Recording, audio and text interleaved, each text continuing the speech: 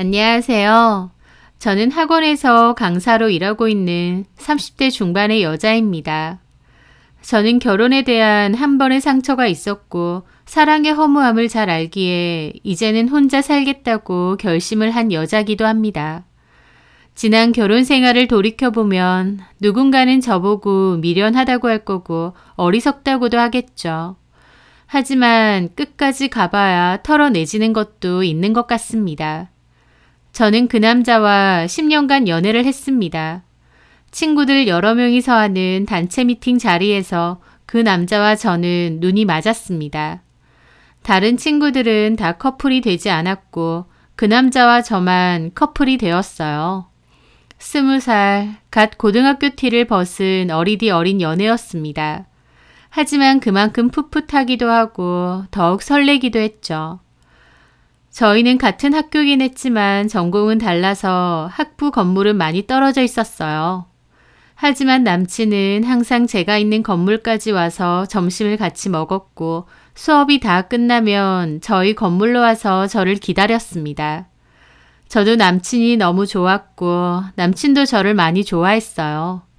군대 갔다 오는 것까지도 다 기다렸죠. 지금 돌이켜봐도 그때는 좋았었지 싶은 추억이 있다고나 할까요? 저는 대학교를 졸업하기 전 학원에서 강사 아르바이트를 했었습니다. 전임 강사가 아니라 아르바이트 개념의 강사였기 때문에 5시부터 9시까지 짧게 근무를 했었죠. 저는 그때 국어를 가르쳤었는데 막상 강사 일을 해보니 제 적성에도 잘 맞고 재밌었어요. 처음에는 그냥 취업 전 아르바이트라고 생각하고 일했던 거지만 하다 보니 재미도 있고 욕심도 생겼던 거죠. 그러다가 원장님이 저한테 취업 준비는 하고 있느냐, 혹시 그냥 전임 강사로 일할 생각은 없느냐 물어보시더라고요. 저도 그때 취업 준비를 조금씩 하고 있던 차였는데 강사로서의 일이 잘 맞았기에 결국 전임 강사로 일을 하기로 했습니다. 가르치는 것도 재밌고 학생들이 제 수업을 듣고 성적이 오르거나 시험 결과가 좋다고 얘기해주면 그렇게 뿌듯할 수가 없더라고요. 그래서 저는 학원에서 전임 강사로 전환해 일을 계속하게 되었습니다. 반면 남친은 졸업 후 공무원 시험 준비를 하겠다고 했어요. 남친네 집 형편은 그렇게 좋지 않았고 일반 회사보다 좀 안정적인 직장을 구하고 싶다고 하더라고요. 그렇게 졸업 전부터 조금씩 공부를 시작했고 졸업하고 나서도 줄곧 시험에 매달렸죠. 저는 남친을 응원했습니다. 그리고 뒷바라지 아닌 뒷바라지도 나름 했었죠. 거창한 건 아니겠지만 그래도 남친을 만나면 데이트 비용은 거의 다 제가 냈고 선물도 많이 했습니다.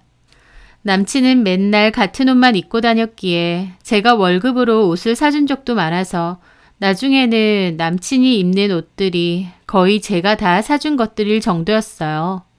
그뿐인가요? 체력 떨어지면 안 된다고 고기도 종종 사줬고 월급날에는 소고기를 사준 적도 많습니다. 남친은 그런 저에게 너무 고맙다며 자기가 합격하면 저에게 꼭 보답하겠다고 했습니다. 그때는 그런 게 아깝다거나 손해본다는 생각은 눈꼽만치도 없었어요. 남친을 사랑하는 마음이 너무 컸고 미래의 남편이 될 사람이기에 그 정도는 내가 당연히 해줘야 된다고 믿었기 때문입니다. 하지만 남친은 공무원 시험에 자꾸만 떨어졌어요. 한 해, 두 해, 시간이 흘러갈수록 남친도 힘들어하고 이제라도 취업을 해야 되는 거 아닌가 고민하더라고요. 자기 집 형편도 그닥 좋지 못한데 애초에 괜히 공무원 시험을 준비한 것 같다. 뭔가 잘못 생각한 것 같다. 부모님 뵐 낯이 없다 등등의 소리를 했죠. 남친이 힘들어할 때마다 저는 남친을 진심으로 위로하고 응원해 주었습니다. 늦은 선택이라는 건 없다고 뭘 하든 네 선택을 응원하겠다고 붙돋아 주었죠. 남친과의 연애 기간이 길었기에 남친네 집에도 자주 놀러 갔고 남친네 부모님도 자주 뵈었어요. 남친네는 아버님은 몸이 안 좋아서 주로 집에 잘 계셨고 어머님은 아파트에서 청소 일을 하셨습니다. 아버님은 과거에 일하시다가 다치신 후로 몸의 반쪽이 마비가 와서 고동이 불편하시다고 했어요. 그래서 남친네 집에 놀러 가면 거실에 환자용 침대가 하나 있고 아버님이 거기에 잘 누워 계셨습니다. 저는 남친을 이미 제 가족이라고 생각했기에 과일이나 선물을 들고 집에도 자주 찾아갔어요.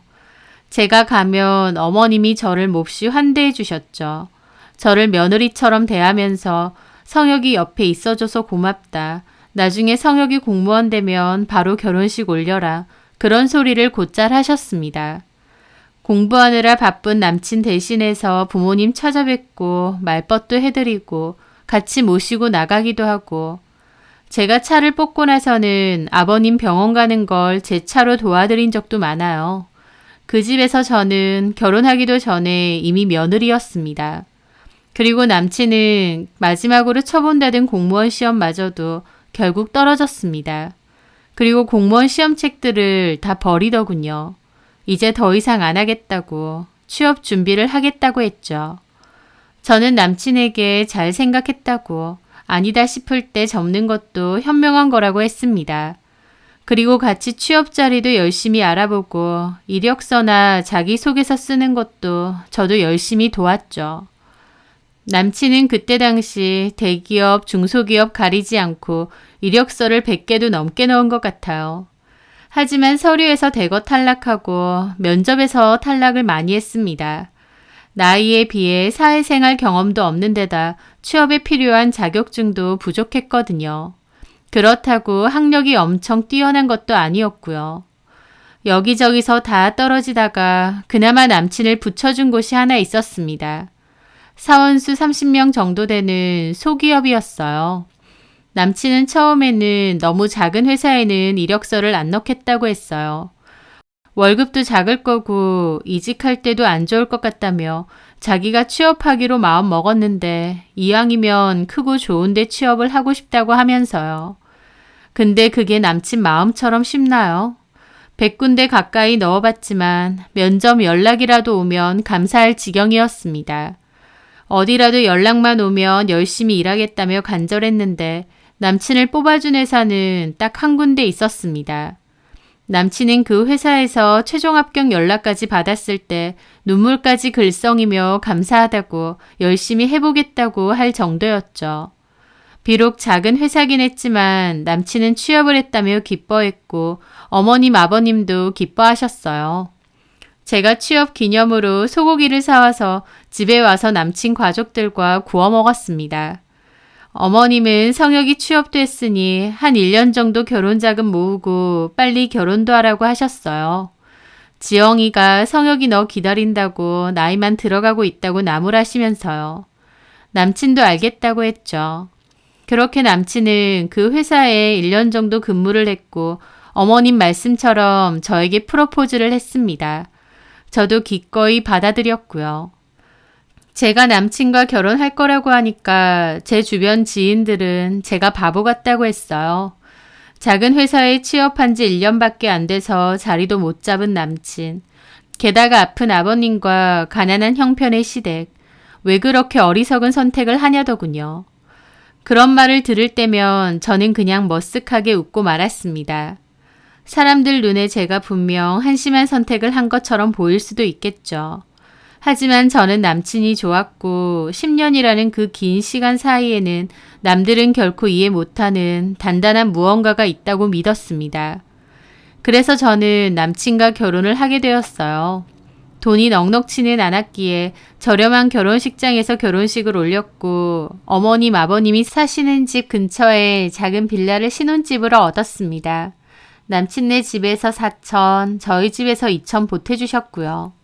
그 동네가 집값이 좀 싼 편이라서 저희 예산으로도 구할 수 있었거든요. 형편이 넉넉하지는 않았지만 그래도 가족끼리 서로를 보듬고 사랑하면서 얼마든지 잘 살 수 있었을 겁니다. 적어도 저는 그렇게 생각했는데요. 시부모님과 남편은 그게 아니었던 것 같습니다. 저희 결혼 생활로 치면 2년 정도 됐을 때고 남편이 직장 생활을 한 지도 3년이 넘어갈 무렵이었습니다. 어머님은 결혼 생활 1년 정도 지났을 무렵부터 아이를 가져야 되지 않겠느냐 잘 그러셨어요. 하지만 저는 형편도 그렇고 집도 아이를 키울 만한 환경은 안 된다고 생각했습니다. 그래서 좀 더 돈을 벌어서 모으고 이사도 가고 그 후에 아이를 갖고 싶다고 말씀드렸죠. 어머님은 제 말에 좀 실망하신 듯 했어요. 손주를 빨리 보고 싶어 하셨거든요. 그 마음은 이해하지만 요즘은 낳기만 한다고 해서 알아서 크는 때도 아니고 아이 하나 키우는데 돈도 많이 들고 해주고 싶은 것도 많을 텐데 아직은 저희 형편에 아이는 무리인 것 같았습니다. 웬만한 건 시부모님의 뜻을 잘 따라드리고 맞춰드렸지만 자녀 문제에 있어서는 저도 나름 확고한 게 있었다고나 할까요? 그럼에도 어머님은 혹시 임신은 안 했느냐, 아이는 없느냐 곧잘 물어보시기도 했어요. 그럴 때마다 저는 천천히 가질 거다, 나중에 계획을 갖게 될 때 말씀드리겠다 그랬죠. 그런데 그 임신 계획이라는 게 엉뚱한 데서 나올 줄은 꿈에도 몰랐습니다. 그날은 남편이 회식 때문에 늦는다는 얘기를 했을 때였어요. 회식이 잦은 회사였고 회식을 가면 항상 12시 넘어서 오는 일이 많았습니다. 그래서 회식이라고 하면 늦겠구나 생각하고 말았었죠. 그날도 저는 밤늦게 내일 학원 수업할 준비를 하고 있었습니다. 그런데 제 폰으로 전화가 오더군요. 남편이었습니다. 여보. 그런데 전화를 건 사람은 남편이 아닌 어떤 여자였습니다. 최성혁 씨 집 앞에 있거든요. 나와서 좀 데리고 가시겠어요? 라고 했습니다. 저는 좀 얼떨떨 하더라고요. 이 여자는 누군데 자기가 누군지 밝히지도 않고 다짜고짜 남편을 데리고 가라고 하나 싶었죠. 누구세요? 최성혁 씨 회사 상사입니다. 최성혁 씨가 회식 때 술을 많이 먹어서 제가 데려다 준 거예요. 저도 가봐야 되니까 빨리 좀 나오시겠어요? 라는 겁니다. 저는 회사 상사라는 말에 놀라서 알겠다며 서둘러 가디건만 걸치고 밖으로 달려나갔죠. 저희 집은 좁은 골목에 있는 상가 빌라인데요. 집 앞에 검은 외제차 한 대가 있더라고요. 저는 서둘러 내려갔는데 운전석에는 대리기사처럼 보이는 남자가 앉아있고 뒷좌석에는 완전 골아떨어진 남편이, 그 옆에는 한 여자가 폰을 만지작거리며 앉아있더라고요. 저는 다가가서 조수석 창문을 두드렸고 그 여자는 저를 힐끗 봤습니다. 그러더니 손짓으로 문을 열라는 식으로 하더라고요. 처음 본 사이인데 행동이 좀 거만하고 무례해 보여서 당하긴 했지만 어쨌든 저희 남편 회사 상사고 술 취한 남편 데려다 준 거잖아요. 그래서 멋쩍게 웃으면서 문을 열었습니다. 안녕하세요. 저는 최성혁 와이프 되는 사람입니다. 알아요. 최성혁 씨 얼른 데리고 가세요. 그 여자는 좀 피곤하다는 듯 그렇게 말하더군요. 저는 자는 남편을 흔들어 깨웠습니다. 남편은 제가 막 흔드니까 그제야 눈을 뜨더라고요. 여보. 술을 왜 이렇게 많이 마셔? 얼른 가자. 저는 술에 취해서 비틀거리는 남편을 억지로 데리고 나왔어요. 남편은 혼자 잘 서 있지도 못하고 비틀거렸습니다. 저기 데려다 주셔서 감사합니다. 네, 차문 좀 닫아주세요. 하더라고요. 제가 차문을 닫자마자 차는 출발했습니다. 싸가지 없는 행동을 보며 저 사람이 혹시 남편이 말한 그 팀장인가 싶었어요. 남편이 자기 팀장이 여자 팀장인데 능력도 없으면서 엄청 거만하고 싸가지가 없다고 욕을 잘 했거든요. 그런 사람이 어떻게 팀장이냐 했더니 사장 딸이랍니다. 회사 규모가 작다 보니 회사 안에 가족이나 친인척이 많다고 했어요. 그 사장 딸도 입사하자마자 팀장이라고 했고요. 아마 그 사람인가 보다 남편 말처럼 진짜 싸가지가 없네 생각하며 남편을 겨우 데리고 집으로 올라왔습니다. 남편이 걸음도 혼자 제대로 못 걸었기에 겨우 2층 계단 올랐는데도 부축했던 저는 땀으로 범벅이 될 정도였어요. 그렇게 남편을 겨우 침대에 눕혀놓고 겉옷을 벗기는데 주머니에서 그게 떨어진 겁니다. 피임기고요. 그걸 보는데 저는 사고가 정지되는 느낌이었어요. 이게 남편 주머니에 왜 있지? 싶었죠. 남편은 세상 물정 모르고 드르렁 드르렁 자고 있는데 주머니에서 난데없이 콘돔이 나오니 저는 눈앞이 컴컴해지는 지경이었습니다. 저는 남편에게 일어나 보라고 했지만 이미 술에 취해 있는데 제 얘기가 들리겠나요? 저는 심란한 기분으로 일단 내일 얘기해야겠다 벼렀죠. 그날은 싱숭생숭해서 잠이 안 왔습니다. 다음날 일어나자마자 남편에게 그 피임기구를 들이밀었습니다. 이게 뭐야? 어? 당신 주머니에서 나왔으니까 발뺌할 생각하지 마. 이게 왜 당신 주머니에 있냐고. 그 말에 남편은 어이없다는 듯 웃더라고요. 아, 또 누가 넣었나 보네. 전단지는 없었어? 뭐? 아니, 어제 회식한다고 술집 많은 골목을 갔는데 뭐 에이즈 예방이니 캠페인 한다고 하면서 그걸 나눠주는 거야. 전단지랑 같이. 회사 사람들도 많으니까 엉겹거려 받아서 주머니에 넣었지. 그리고 전단지랑 술집에서 버렸다고 생각했는데 그건 그대로 있었나 보네. 나도 술에 취해서 깜빡했나 보다. 라는 겁니다. 머쓱한 표정과 함께 한치의 망설임도 없이 저렇게 말하는데 저도 순간 아 그렇구나 했던 거죠. 아 그래? 참 희한한 캠페인도 다 있네. 제대로 된 캠페인도 아니고 뭐 이상한 단체에서 하더라고. 자기 밤새도록 별 생각 다 했겠네? 당연하지. 참나. 야 오지영, 우리가 연애만 10년에 결혼 생활 다 하면 무려 13년이다. 너는 나를 그렇게 모르냐? 내가 모르는 네가 있을 수도 있지. 아이고, 나보다 네가 나를 더 잘 알아. 나는 그런 헛짓거리 안 하니까 걱정을 마. 하더니 남편은 피곤해하면서 씻으러 갔습니다. 남편의 대수롭지 않은 태도에 저도 그냥 하나의 어이없는 해프닝 정도로 생각하고 넘어갔죠. 남편은 저보고 자기를 잘 알지 않느냐고 했지만요. 저는 13년이란 시간을 보내면서도 남편을 잘 몰랐던 게 맞는 것 같습니다. 왜냐면 그렇게 뻔뻔하게 얼굴색 하나 안 변하고 거짓말을 능수능란하게 할 수 있는 사람인지 몰랐거든요. 저는 얼마 뒤 아주 우연스럽게 남편의 비밀을 알게 되었습니다. 그날은 주말이었고 남편은 늦잠을 자고 있었습니다. 그런데 제 핸드폰이 갑자기 안 보이는 거예요. 분명 거실에서 들고 있었는데 다 뒤져봐도 안 보였죠. 그래서 자고 있는 남편 머리맡에 있는 폰을 들었습니다. 제 폰으로 전화를 걸어보려고요. 그렇게 남편 폰을 열었는데 웬 카톡이 와 있는 겁니다. 아무리 남편이라고 해도 그전까지 저는 남편 폰을 뒤져본 적이 없습니다. 카톡이나 문자를 함부로 본 적도 없고요.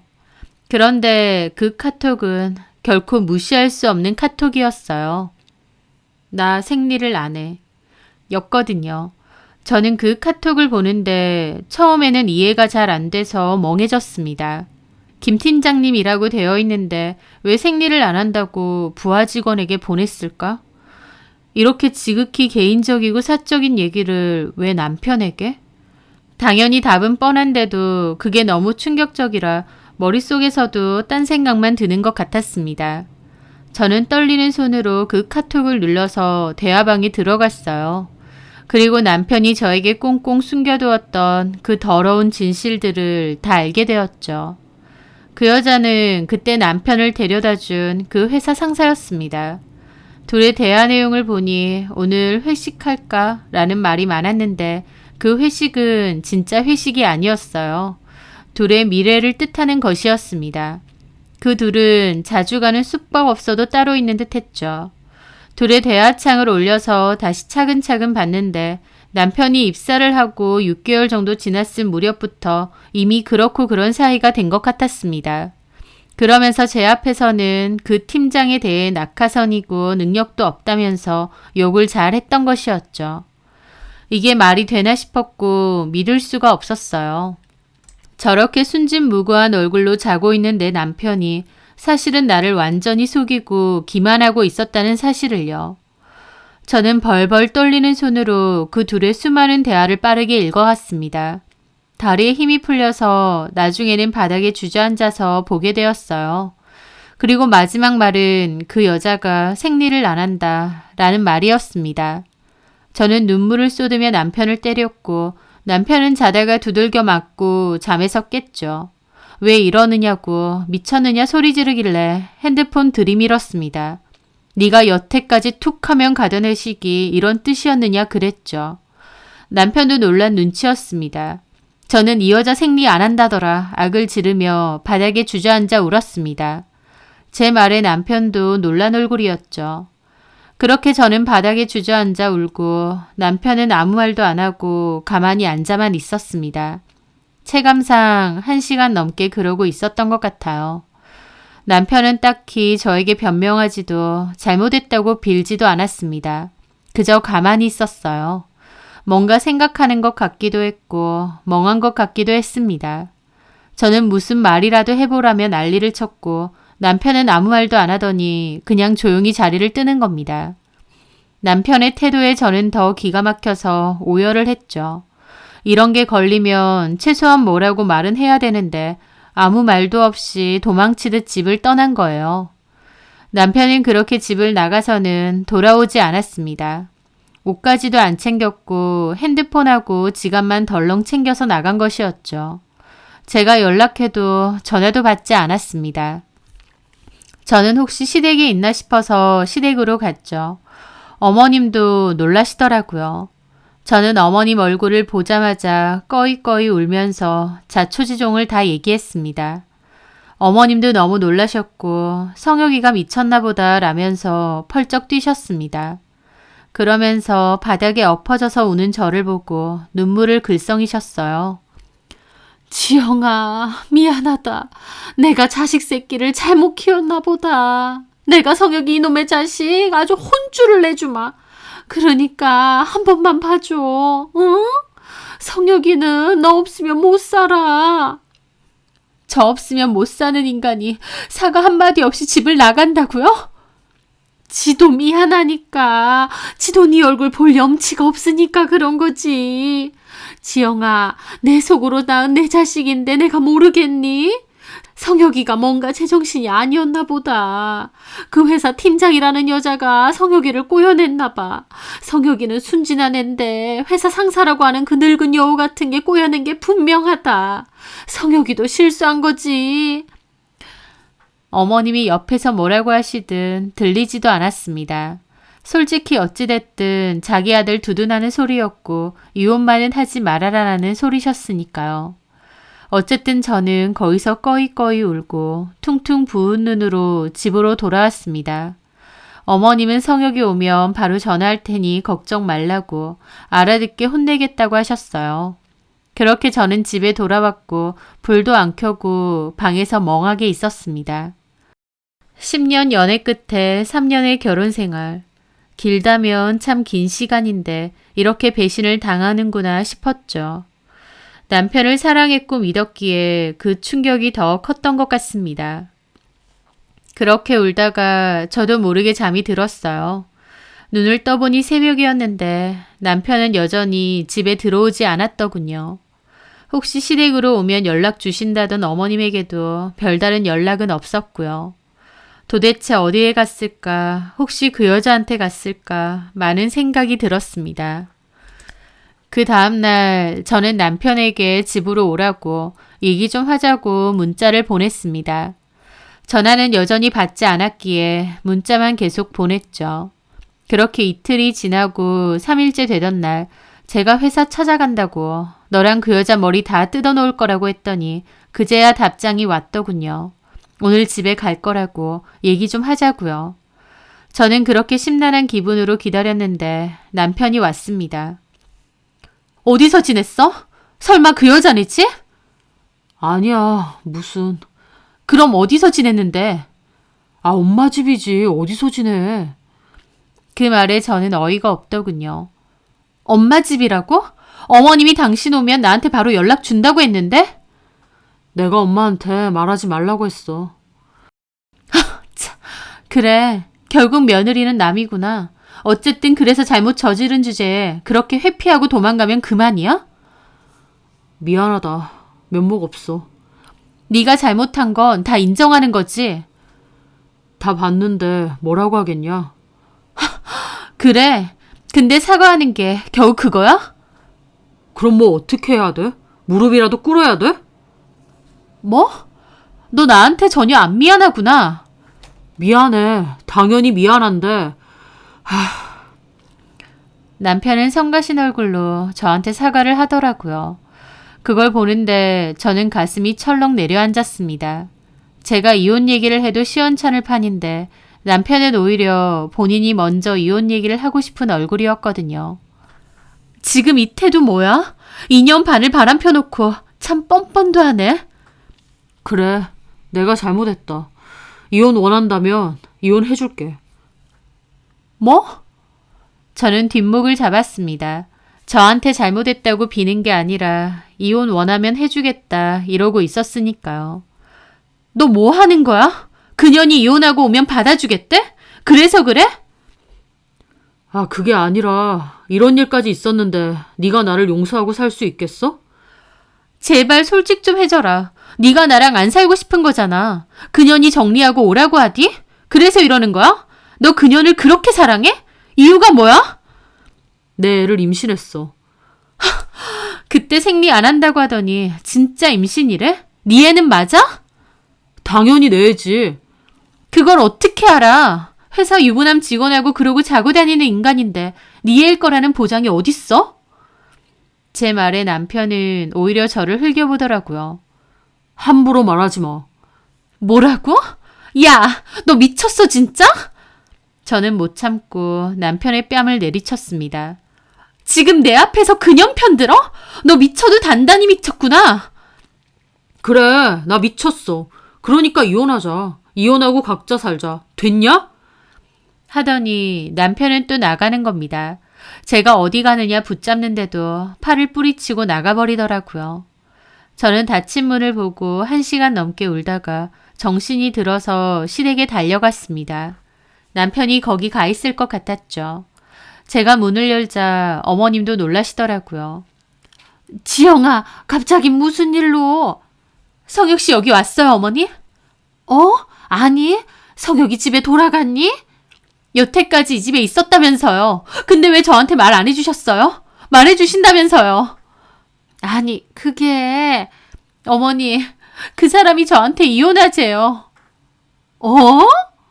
이게 말이 돼요? 잘못은 지가 해놓고 저한테 이혼하재요. 하면서 저는 얼굴을 감싸쥐고 울었습니다. 그런데 제가 그렇게 울든 말든 어머님도 곤란한 표정만 짓고는 가만 있으시더라고요. 이전에는 저를 달래주고 위로해주는 척이라도 하셨는데 그때는 가만히 있으신 거예요. 일단 진정하고 성혁이 오면 연락해 줄 테니까 집에 좀 가 있어. 연락 안 주실 거잖아요. 준다잖아. 그러니까 어머니 결국 이럴 때 저는 남인 거죠. 그러니까 저한테 연락 안 하신 거죠. 얘는 왜 나한테 화풀이야? 만만한 게 나니? 하면서 어머님이 갑자기 화를 내시는 겁니다. 그 모습에 저도 벙쪘죠. 어머니, 너네 부부 사이 일이고 지금은 성혁이 우리 집에 없다잖아. 그러면 그냥 집에 가 있을 것이지. 여기서 나한테 하소연한다고 뭐 달라지니? 어머님 어떻게 그렇게 말을 하세요? 네가 나한테 어거지를 부리니까 하는 소리 아니야. 어머니, 성혁 씨 2년 반 동안 바람 폈고 적반하장으로 저한테 이혼 요구까지 하고 있습니다. 그런데 제가 제정신이겠어요? 아니 그러니까 지금 성혁이가 없잖아. 집에 가 있으라고 부른다고 하잖아. 왜 나한테 난리니? 어머니, 아휴 골 아프다. 너 그냥 돌아가라. 하면서 거실 쪽으로 들어가 버리셨죠. 아버님도 이렇게 난리가 나는데도 저를 모른 척하고 TV만 보고 계시더라고요. 그 순간 알겠더라고요. 남편과 시부모님 사이에 무슨 이야기가 오갔겠구나 라는 것을요.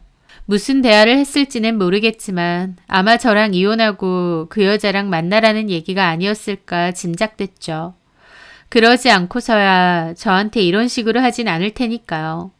저는 남편에 이어 시부모님마저도 나를 배신한다는 것을 알게 되었습니다. 저는 그 자리에서 멍하게 서 있다가 비척비척거리며 그곳을 떠났습니다. 집에 와서 멍하게 있는데 믿었던 가족들에게 배신당한 그 기분이 참 기가 막혔죠. 어떻게 해야 하나 막막하고 정말 이게 나한테 일어난 일인가 싶었습니다. 저는 다음 날까지도 그냥 침대에만 계속 누워 있었어요. 아무것도 먹지 않고 아무것도 하지도 않았죠. 학원에는 몸이 너무 안 좋다고 말하고 결근을 했죠. 어떻게 해야 하나 그 생각만 했던 것 같습니다. 그런데 초인종 소리가 들렸어요. 남편이 온 건가 했는데 어머니셨습니다. 어머님은 들어와서 저를 힐끗대시더라고요. 저는 그냥 멍하게 창밖만 보고 있고요. 밥은 먹었니? 아니요. 그래도 밥은 먹어야지. 됐어요, 어머니. 제가 지금 밥 먹을 정신이겠어요? 왜 오신 거예요? 어머님은 제 말에 잠깐 말이 없더니 가방에서 종이 한 장을 꺼내셨습니다. 저기 이거. 그걸 보는데 저는 너무 놀랐습니다. 이혼 서류였거든요. 이혼 서류요? 어머니! 성혁이가 전에 주고 가더라고. 너한테 전해달라고. 저는 그 말에 완전 폭발했습니다. 지는 손이 없어요? 발이 없어요? 왜 어머님한테 이걸 전해달라고 한대요? 이혼하자는 말도 지 입으로 못한대요? 아니, 그리고 어떻게 저한테 이럴 수가 있대요? 이게 말이 된다고 생각해요, 어머님?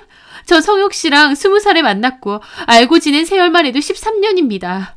지 군대 기다려주고 공무원 시험 칠 때 다 뒷바라지 해주고 취업도 못해서 빌빌거리는 거 다 기다려줬어요. 남들은 그런 결혼 왜 하느냐 그래도 저 성혁 씨 하나만 보고 결혼한 겁니다. 근데 어떻게 저한테 이럴 수가 있대요? 저는 그 말을 하는데 눈물이 펑펑 났습니다. 어머님은 그냥 한숨만 쉬더라고요. 어머니, 이게 말이 되냐고요. 그 여자한테 가고 싶대요. 그래서 저한테 이혼하자는 거예요? 어머님은 그러라고 하셨고요. 어디 말해보세요. 어머님도 그러라고 하신 거예요? 지가 그러겠다는데 내가 어떻게 하니? 자식인데 왜 못 말려요? 어머님도 그 여자 새며느리로 맞이하고 싶으세요? 성혁 씨는 둘째치고 어머님 마음은요? 제 말에 어머님도 한숨을 푹 내쉬더니 그러시는 겁니다. 아, 임신까지 했다는데 어떡하니? 그러게 내가 너한테 빨리 임신하라고 했잖아. 어머니! 어쨌든 내 입장에서 내 아들이 그러고 싶다고 하고 걔가 임신까지 했다는데 그럼 어쩔 수 없는 거 아니겠어? 저는 쓴웃음이 나왔습니다. 좀 솔직해지세요, 어머니. 그 여자가 회사 사장 딸이라고 하니까 혹하신 거죠? 별 볼 일 없는 집안의 여자였어도 이렇게까지 하실 거였어요? 그 말에 어머님도 저를 노려보더라고요. 그래, 그 여자네 아버지가 그 회사 사장이라고 그러고 그 여자 엄마도 유치원을 엄청 크게 해서 집에 돈도 엄청 많다더라. 나도 사람인데 내 아들이 부잣집 딸 만난다는데 그걸로 팔자 좀 피고 살고 싶다는데 내가 뭐라고 하겠어. 어머님 아들 유부남이에요. 지금 무슨 말 하시는 거예요? 너랑 서둘러 결혼하는 게 아니었는데. 저 그 말에 뒷목 잡았습니다. 어머니, 빨리 결혼하라고 하신 거 어머님이세요. 성혁이 너 아니면 안 된다고 하셨던 게 어머님이세요. 그때는 내가 뭘 몰랐던 거지. 너랑 성혁이가 너무 오래 사귀고 정도 많이 들어서. 아, 그래서 그때는 계산이 안 되셨어요. 이렇게 돈 많은 여자 만날 줄 알았으면 저랑 결혼 안 시켰을 텐데. 그렇죠? 너 말이면 단 줄 아니? 누구 맘대로 이혼이에요? 제가 무슨 쓰기 싫으면 갖다 버려도 되는 장난감인 줄 아세요? 저 절대 이혼 안 해줘요. 그 여자애 어디 낳고 싶으면 낳아보려고 하세요. 너 심보 그렇게 쓰지 마라. 이미 맘 떠난 남자 붙잡고 있어서 뭐하니? 차라리 깨끗이 헤어지고 너도 네 삶 살아. 어머님 입에서 심보 얘기 나오니 진짜 웃기네요. 할 얘기 더 있으세요? 저 이혼 안 한다고 했으니 그만 돌아가세요. 아이고 무섭다 무서워. 네가 언제까지 버티나 보자. 어머님은 노려보시더니 나가더라고요. 저는 어떻게 이럴 수가 있나, 이렇게 쉽게 갈아탈 수 있는 거였나 싶었습니다. 볼 거 하나 없어도 사람 하나 진국이라고 생각해서 결혼까지 한 건데 그동안의 세월이 너무 아깝고 비참했습니다. 그렇게 두어 시간 동안 멍하게 있는데 갑자기 우라통이 치밀어 오르고 이대로 당하는 게 너무 억울했어요. 그래서 회사 찾아가서 이판사판 뒤집어 엎자고 생각했죠.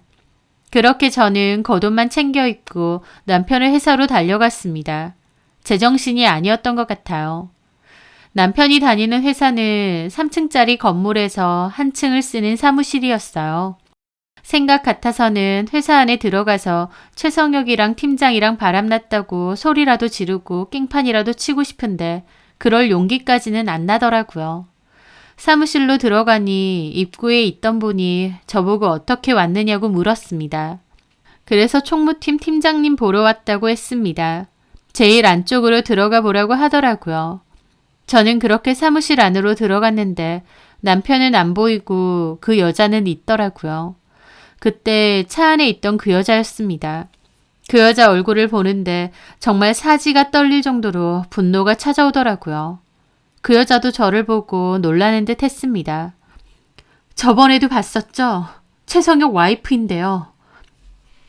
네, 최성혁 씨 지금 외근 갔는데요? 그쪽하고 얘기 좀 하려고 왔어요. 어디서 할까요? 여기서 할까요? 그 말에 그 여자가 약간 피곤한 표정을 짓더니 따라오라고 하더라고요. 그러면서 건물 안에 옥상 올라가는 계단 쪽으로 가는 겁니다. 그리고는 저보고 티껍게 따지는 거예요. 외부인 출입 금지인데 이렇게 함부로 들어오시면 어떡해요? 그 말에 저 눈이 돌아서 정말 그 여자 씹어먹을 표정으로 다가갔습니다. 쥐똥만한 회사에 외부인 출입 금지 같은 소리 하네. 야, 네가 내 남편이랑 놀아나더니 나까지 우습게 보이니? 제가 살기등등하게 따졌더니 그 여자도 그제야 움찔하더라고요. 사람을 얼마나 만만하게 봤는지 더 열받더군요. 가만 생각하니까 열받네. 내가 왜 네 말대로 여기서 얘기해야 돼? 쪽팔린 건 너지 내가 아니야. 하면서 사무실로 내려가려 하니까 그 여자가 놀라서 저를 잡더라고요. 저기요, 왜 이러세요? 내 남편이랑 뒹군년이 얼굴 빳빳하게 들고 도리어 나한테 할 말 다 하는 게 웃긴다. 여기 사람들은 너랑 최성혁이랑 그렇고 그런 사이인 거 아니야? 싸가지를 부려도 상황 봐가면서 부려야지. 너 내가 지금 제정신인 것 같아? 여기서 너 죽지 않을 만큼 때리고 경찰서 가도 나는 상관없는데 그렇게 해줘? 하고 제가 소리 지르자 그 여자는 당황하더니 저를 말리더군요. 알겠어요. 미안해요. 미안하니까 일단 진정 좀 하세요. 여기 회사니까. 회사에서 일이나 할 것이지. 야, 이 더러운 년아. 너 지금 내가 머리 뜯어놓고 싶은 거 참는 줄 알아. 그리고 임신, 너네가 아주 쌍으로 미쳤구나. 그 말에 그 여자 제 눈치를 힐끗 보더라고요. 내가 지금 마음 같아서 너희 계단에서 떠밀어버리고 싶어. 어디 그래줄까? 그러자 그 여자가 놀라서 배를 막더라고요.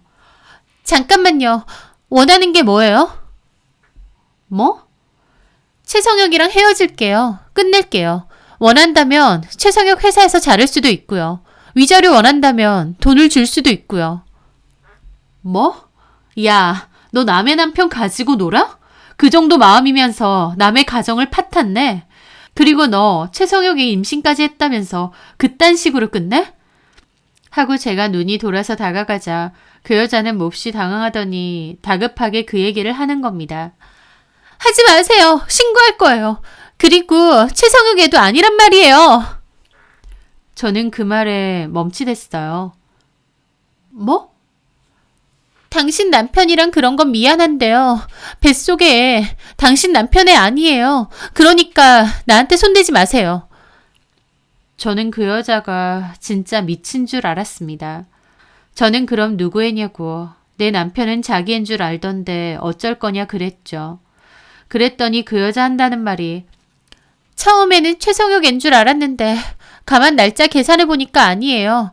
최성혁하고는 나름 피임도 확실하게 했었고 실은 남자친구가 따로 있어요. 결혼 얘기도 오가고 있고요. 최성혁 씨는 그냥 잠자리 상대야? 뭐, 굳이 말하자면 그렇고요. 이거 완전 미친년이네. 너나 내 남편이나 쌍으로 미쳐도 단단히 미쳤네. 나 이거 내려가서 다 얘기해야 될 것 같은데? 하고 또 내려가려니까 그 여자가 다급하게 잡더라고요. 원하는 게 뭐예요? 얘기하세요. 최성혁이랑은 어차피 헤어지려고 했어요. 저는 어이가 없어서 말이 안 나왔습니다. 이런 줄도 모르고 최성혁이랑 시모는 돈 많은 새며느리 들인다고 신났던 거구나. 그래서 나한테 이혼장 들이밀었구나. 한심하기 그지 없었죠. 너 연락처 뭐야? 네? 연락처 찍어. 내가 어떻게 할지 생각해보고 너한테 연락 줄 테니까 그런 줄 알아. 그리고 너랑 나랑 오늘 만난 거 최성혁한테는 입도 뻥끗하지 마. 말하면 너네 회사 그리고 결혼한다는 그 남자한테도 다 알릴 거니까. 그 여자는 썩은 표정을 지으며 번호를 찍었습니다. 저는 그 여자를 노려보고 그곳을 벗어났죠. 1층으로 와서 제 차에 올라타는데 손발이 다 떨리고 이게 무슨 상황인가 싶더라고요. 그래서 저 혼자 차근차근 상황을 정리해 보았습니다. 그 여자하고 최성혁은 내연 관계이고 그 여자가 임신을 했는데 최성혁은 그게 자기인 줄 아는 것 같았습니다. 그래서 저한테 이혼을 요구하고 있고 시모도 덩달아 이혼을 요구하는 것 같았죠. 이혼시키고 새장가 들게 하려고요. 하지만 그 여자는 최성혁과 그럴 생각이 없고 결혼까지 약속한 남자도 따로 있었어요. 뱃속의 아이도 제 남편이 아닌 그 남자의 아이였고요. 그 여자에게 최성혁은 그냥 엔조이 상대였을 뿐이고 언제든지 헤어져도 상관없는 사이였어요. 한마디로 그냥 갖고 논 거였죠. 그것도 모르고 돈 많은 새며느리 맞이할 생각에 저한테 그렇게 하다니.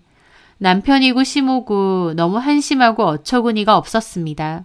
고작 그런 여자 때문에 13년의 인연을 짐짝처럼 취급하고 저버리려고 했다는 게 억울하고 기막혔죠. 저는 어떻게 할까 고민했습니다.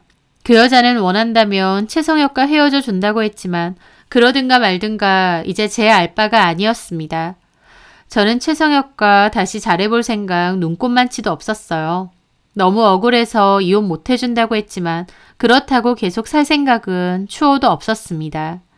그렇게 많은 생각을 한 저는 결심을 했습니다. 그리고 남편에게 문자를 보냈어요. 헤어져 줄 테니 집으로 와라. 이혼 도장 찍자. 라고요. 그리고 저는 그날 집으로 가 있었는데 밤늦게 남편이 왔습니다. 남편은 제 눈을 안 쳐다보더라고요. 이혼해 준다고 하니 바로 들어오네? 참나. 왜 갑자기 생각이 바뀌었어? 어머님이 이혼장 주면서 이혼해달래. 돈 많은 며느리 얻어서 팔자 좀 고치고 싶으시다네. 그런 얘기까지 듣고 어느 미친년이 참고 살겠어? 누구는 자존심도 없는 줄 알아? 너한테는 진짜 미안한데. 그런 말 다 필요 없고 본론만 얘기하자. 위자료 얼마 줄 거야? 위자료? 그냥 소송 걸까? 그게 더 깔끔하려나? 그 여자랑 너랑 둘 다 걸 거거든. 증거는 충분해. 너랑 그 여자랑 나눈 대화도 내가 찍어놨고 어머니 맞고 오셨을 때 혹시나 해서 녹음도 해놨어. 이 정도 증거면 내가 100% 이겨. 어디 소송해봐? 나든 각오돼 있는데. 그 말에 남편도 당황하더라고요. 저는 혹시나 싶어 그 여자를 만났다는 말은 안 했습니다. 얼마? 알아봤는데 우리나라 법이 먹 같아서 위자료 많이 안 준다더라. 잘해봤자 3천만 원? 그러니까 너랑 그 여자 합치면 6천 정도네. 남편은 펄쩍 뛰었습니다. 6천? 6천이 어딨어? 그러지 말고. 너 지금 장난치니? 내가 지금 너랑 흥정하는 걸로 보여? 됐고 이혼 서류 들고 그냥 나가라. 이혼도 다시 생각할 거고 위자료도 변호사 선임해서 정식으로 소송 걸 거야. 아마 패소하면 내 변호사비까지 네가 다 내야 될 거다. 남편 오기 전에 열심히 인터넷에서 찾아본 내용을 얘기해줬죠. 남편은 놀라서 이런저런 생각을 하는 것 같았습니다. 어머님이 들고 오셨던 이혼 서류 들고 당장 나가라고. 잠깐만. 알겠어. 이혼해줘. 네가 말한 위자료 내가 마련해줄게. 일단 이 집 정리할 거니까 전세금에서 내 돈 4천 빼서 너 가져. 그리고 나머지 2천은 그 여자한테 달라 그래. 돈 많다며. 그 여자한테는 알리지 말고 내 선에서 끝내자. 내가 어쨌든 줄게. 내가 위자료 받으면서 너한테 좀따리 나눠받을 생각 없어. 다 해서 6천만 원 만들어서 이번 달 말까지 내 통장에 넣어. 그러면 각서 써줄 거고 이혼 서류 작성해 줄 테니까. 남편은 눈알을 막 굴리더군요. 어떻게 하는 게 더 나을지 생각하는 것 같았죠. 잔머리 굴릴 거면 그냥 소송 건다니까? 상간소장 너네 회사로 나란히 보내줄게. 안 돼. 그 여자한테 그렇게 하지 마. 뭐? 놀고 있네 진짜. 내가 어떻게든 마련해볼게. 남편은 그 여자에겐 알리지 말고 자기가 알아서 해결하려는 것 같았습니다. 돈이 얼마냐가 문제가 아니라 그 여자 눈치를 많이 보고 있기 때문에 소송까지 걸려서 그 여자 심기가 상하면 재혼 못할까봐 걱정하는 것 같기도 했죠. 그 여자는 다른 남자랑 결혼까지 한다는데 그런 건 아예 모르고 저러고 있는 꼴을 보니 참 우습더군요. 그렇게 남편과 저는 이혼하기로 협의를 했고 살고 있던 집은 바로 전세 종료 후 전세금을 돌려받기로 했습니다. 그리고 그 전세금에서 각자의 지분을 계산했는데 남편은 시댁에서 보태준 돈 3천만 원에 남편 돈 1천만 원 합쳐서 4천만 원이었어요. 그 돈 위자료 명목으로 저한테 주기로 했기 때문에 남편은 사실상 전세금에서 돌려받을 돈이 아예 없었습니다. 그래서 전세금은 제가 다 가졌고요. 나머지 2천만 원은 결국 어머님이 자기 집 담보로 대출해서 저한테 줬습니다. 없이 살던 사람들이라 그 돈도 몹시 큰 돈이긴 하지만 아들 이혼도 시켜야 되고 또 아이까지 가진 부잣집 새며느리 얻을 생각이었다 보니 어떻게든 마련해서 준 것 같았죠. 저는 약속대로 위자료 받아냈고 이혼 서류 도장 찍고 제출했습니다. 위자료 받았기에 남편에게 법적으로 따로 소송을 걸거나 뭔가를 요구하지 않는다는 각서 써줬고요. 그리고 그 일을 진행함과 동시에 저는 그 여자에게도 따로 연락해서 만나자고 했습니다. 저는 그 여자에게 나는 이혼하기로 했다. 너한테 상간소송을 걸 거라고 했습니다. 그 여자는 놀라면서 위자료는 따로 줄 테니 상간소송은 하지 말라고 하더군요. 그 여자도 다른 남자와 결혼을 앞두고 있었기에 소송에 휘말리는 것은 피하고 싶은 눈치였습니다. 저는 그 여자에게 위자료 명목의 돈으로 3천만 원 내놓아라. 그리고 남편은 네 결혼 직전에 어떤 핑계를 대서든 회사에서 자르라고 했습니다. 제가 원하는 건 그 두 가지라고 했죠. 그런데 그 여자는 제가 말하지 않아도 남편은 자를 생각이었다고 했습니다. 적당히 놀다가 끝내려고 했던 것 같은데 저한테 걸리면서 골치 아프게 됐으니까요. 다만 저는 지금 말고 네 결혼 전에 자르라고 했죠. 기간 똑바로 지키라고요. 그 여자는 알겠다고 했고 바로 저에게 3천만 원을 입금했습니다. 그리고 이 일에 대해서는 다시는 거론하지 않겠다는 각서도 써줬죠. 저는 그렇게 남편 측과 그 여자 측에서 모두 위자료를 받아냈습니다. 그 후 저는 남편과 이혼을 마무리했어요. 기간으로 치면 외도 걸리고 나서 2달도 안 돼서 초고속으로 합의이혼으로 마무리를 한 셈입니다. 법적인 조정기간이 있지만 아무 의미 없고 아예 쫑이 난 거였죠. 저는 친정 부모님 댁으로 들어갔고 전 남편은 시댁으로 들어가서 살았습니다. 위자료는 두둑히 받았고 전 남편이 낙동강 오리알 신세가 될 것도 알았기에 꼬시기도 했지만 제 지난 13년간의 기간이 부정당하는 것 같고 허무하기도 해서 씁쓸하기도 했어요. 하지만 그래도 최대한 나도 좋은 쪽으로 끝이 난 게 어딘가 싶기도 했고 또 한편으론 그 여자가 다른 남자랑 결혼한다는 걸 알면 전 남편과 전 시모가 어떤 표정을 지을지 너무 궁금했어요. 그런데 이혼하고 또다시 2달 정도가 지났을 무렵이었습니다. 뜬금없이 전 시모로부터 전화가 왔어요. 처음엔 씹었는데 자꾸 전화가 와서 받았죠. 지영아. 뭐예요? 왜 전화하세요? 지영아, 혹시 성혁이랑 연락 안 되니? 지금 뭔 소리 하세요? 저희 이혼한 거 까먹으셨어요? 어머님 아들 왜 저한테 찾고 있으세요? 라고 하면서도 무슨 일인가 궁금하기도 하더라고요. 성혁이가 그녀한테 배신당한 것 같다. 성혁이를 마음대로 잘라버리고 헤어지자고 했단다. 성혁이가 요즘 내내 술을 먹고 집에 늦게 들어오고 해서 내가 물어봤더니 회사에서 부당해고 당했대. 그러더니 어제부터 갑자기 집에도 안 오고 연락이 안 된다. 그 말을 듣자마자 제가 내연녀에게 했던 그 말이 떠올랐어요. 결혼 전에 자르라고 했던 말이요. 제 말과 상관없이 내연녀는 최성혁을 자를 생각이긴 했지만요. 그래서 저보고 어쩌라고요. 혹시 성혁이가 너한테 연락했을까 싶어서. 저는 모릅니다. 그리고 이런 걸로 저한테 전화하지 마세요. 너는 성혁이 걱정도 안 되냐? 걔가 충격받아서 나쁜 마음이라도 먹으면. 그 말에 코웃음이 나서 그랬죠. 제가 그렇게 할 일 없어 보이세요? 바람나서 이혼한 전 남편까지 걱정할 정도로? 너 정말 매정하다. 성혁이 걔가 나쁜 마음이라도 먹으면. 그럼 그 여자한테 물어보세요. 그 여자한테 갔겠죠. 그 나쁜 년이 헤어지자고 하고 성혁이 잘났다니까. 저더러 어쩌라고요. 성혁이가 혹시 너한테 연락할 수도 있으니까 너 아는 거 있으면 혹시 나한테 얘기 좀 해줘. 응? 그 말에 저는 피로감이 확 느껴지더라고요. 그럴 리도 없겠지만 행여나 연락 오면 전화 드릴게요. 됐죠? 고맙다. 저기 지영아. 왜요? 정말 미안해. 우리가 어리석었어. 그년이 우리 성혁이를 갖고 논 것 같아. 네, 그런 것 같네요.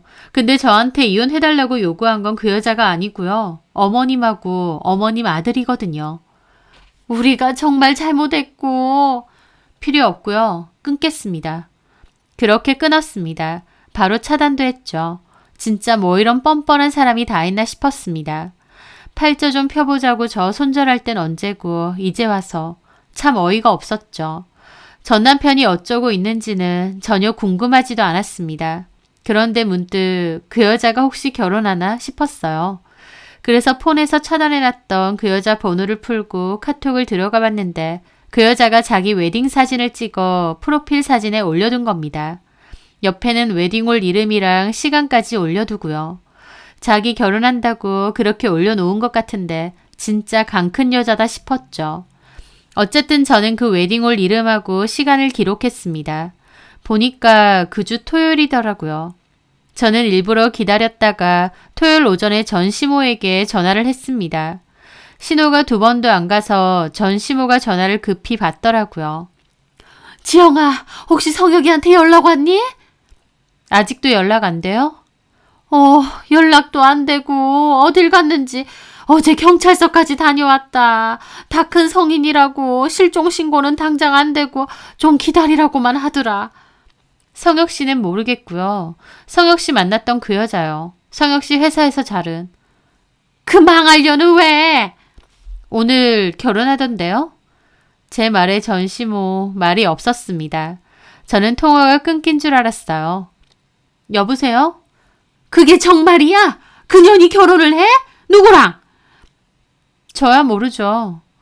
그런 그년이 성혁이 버리고 회사에서도 자르고 지는 다른 남자랑 결혼한다는 거야? 그럼 뱃속에 애도 성혁이 애가 아니었어? 성혁이는 이혼까지 시켜놓고? 전시모도 참 답답하더라고요. 어머님 아들 그냥 갖고 논 겁니다 하고 싶은 거 참았습니다. 막말로 둘이서 놀아난 거 맞지만 그 여자는 그 정도 진심도 아니었는데 전 남편과 전시모가 전 남편의 임신한 줄 알고 북치고 장구친 거 아닌가요? 그래놓고 이제 와서 일방적으로 배신당한 척 하는 것도 웃겼죠. 하지만 아무 말 안 했고 시모는 어디서 결혼하는지 아냐 그래서 결혼식장과 시간까지 다 알려주었습니다. 그리고 전화 끊겼는데 좀 궁금해서 저도 결국 택시 타고 그 결혼식장에 가게 되었어요. 호텔에서 하는 결혼식이었고 결혼식장 근처만 갔는데도 이미 하객이 엄청 많았습니다. 그런데 홀에서 소란이 일어난 것 같았고 사람들이 웅성거리는 소리가 들렸죠. 저는 안으로 들어가 보려는데 전시모 목소리가 들리는 겁니다. 야, 이 망할려나. 내 아들 갖고 놀아. 내 아들 애도 아닌데 왜 내 아들 이혼시켰어? 왜? 하면서 악을 쓰는데 웨딩홀 직원들한테 붙잡혀 있고 그 여자는 신부 대기실에서 나오지도 않은 것 같았어요. 사람들 웅성거리고 직원들이 시모 쫓아내려 하는데 시모가 잡지 말라고 직원들 밀치고 때리고 난리도 그런 난리가 없었습니다. 직원들이 전 시모 밖으로 밀쳤고 한 번만 더 깽판 부리면 경찰 부른다고 엄포 놓더라고요. 전 시모는 억울하다며 내 아들 어쩌냐고 고래고래 소리 지르고 결국 직원 하나가 경찰에 신고까지 하더라고요.